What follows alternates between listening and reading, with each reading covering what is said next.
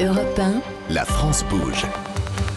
Elisabeth Assayag. La France bouge et c'est déjà la dernière partie de votre émission. Nous sommes toujours ravis d'être avec vous, Olivier Collot. Vous êtes le PDG de Kiloutou. Et dans La France bouge, on aime mettre en avant les femmes et les hommes qui osent, qui ont l'audace de prendre des nouveaux chemins professionnels. Comme vous, Mélina Boras, bonjour.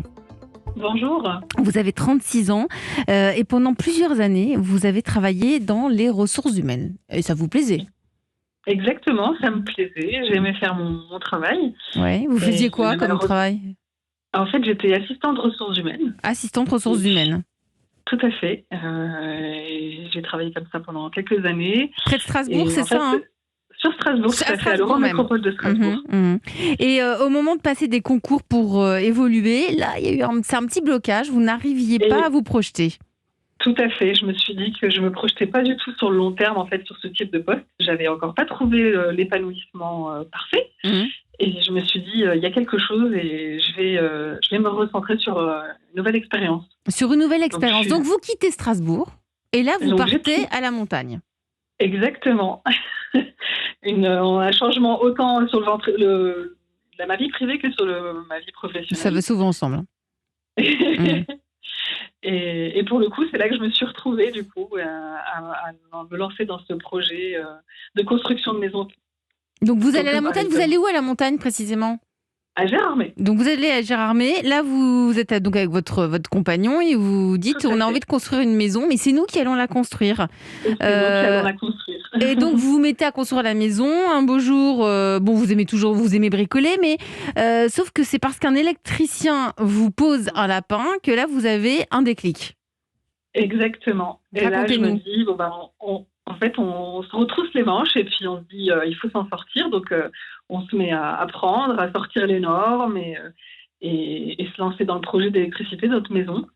Et en l'occurrence, du coup, c'est moi qui ai pris la responsabilité entière.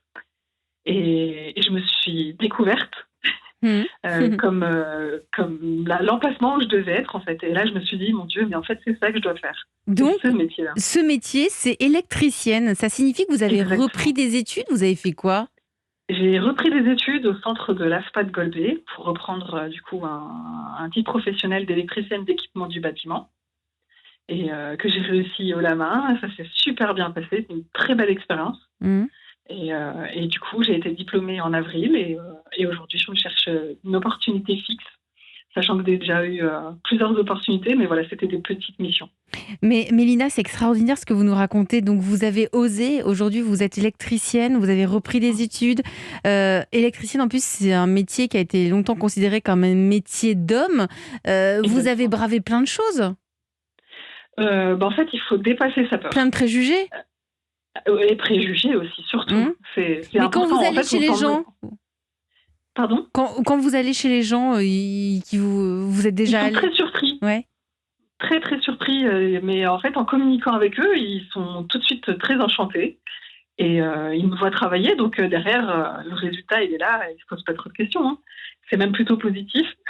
Ça fait beaucoup de bouche à oreille. Et c'est comme ça qu'en fait, on se fait une place dans le métier. Qu'est-ce qui était le plus difficile, Mélina ? C'est de reprendre les études, d'assumer de vouloir devenir électricienne ? C'est quoi ?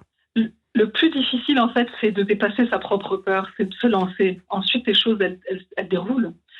Ça va tout seul. On se rend compte que on a énormément de compétences, que finalement, c'est facile et c'est pas compliqué. C'est à partir du moment où on est passionné et on est déterminé, on arrive à tout. On fait même mieux.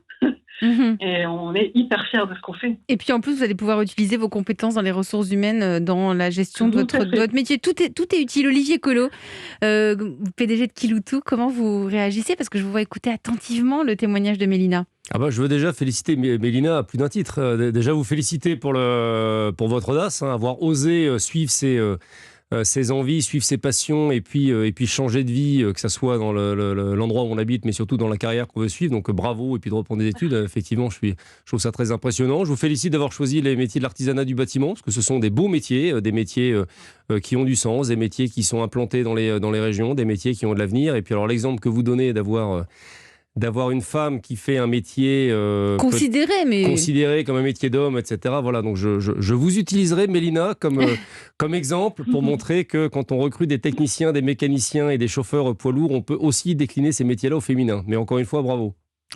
Merci. Et tout est possible, Mélina, grâce à votre témoignage. Et bravo à vous pour votre reconversion.